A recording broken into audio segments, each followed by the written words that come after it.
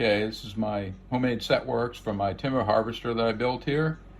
You see we've got 1/8 inch, quarter, half, cancel button, button to account for the curve, one to hold the last cut.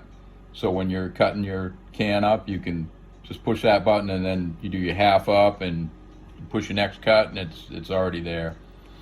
We're just using a little RC motor to simulate for the encoder right now, just to simulate the saw movement. We're doing it on an Arduino Uno. I've got a terminal board on top of it there to break it out, make it a little easier for wire connections. And then a couple of relays, I don't know if you can see them, we'll show them to you in a minute. Okay, so now my saw is at 7/8 of an inch, which is where my saw is when it's bottomed out.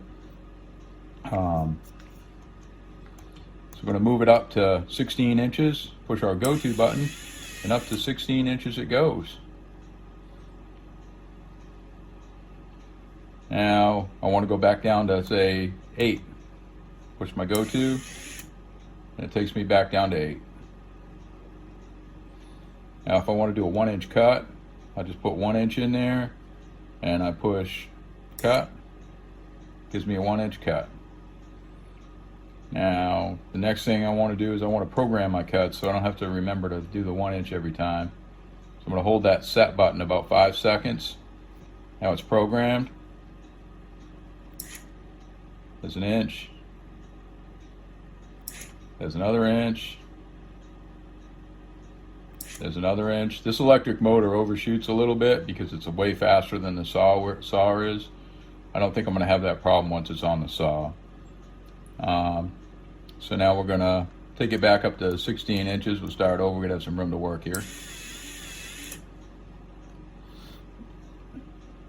Now we'll do a cut. Every time it does a cut, it saves the position. Now we're going to tell it to use that position for the next cut. So we'll do a cut. Do our half up.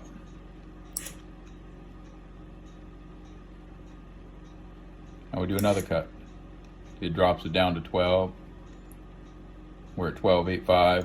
Do our half up. So it was actually at 12. You can see where it updated there. Now we're going to do our next cut. Drops it down to 11.85. So it remembers where it was and it drops it down an inch.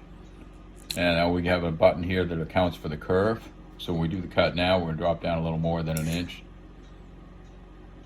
to account for the saw curve. And that's pretty much it. We got all these holes here for the original buttons when we get this put on the saw.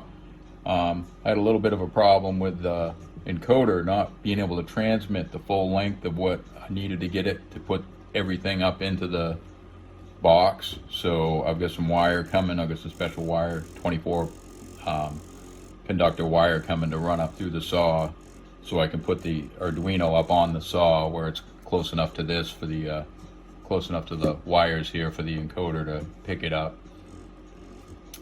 And that's about it.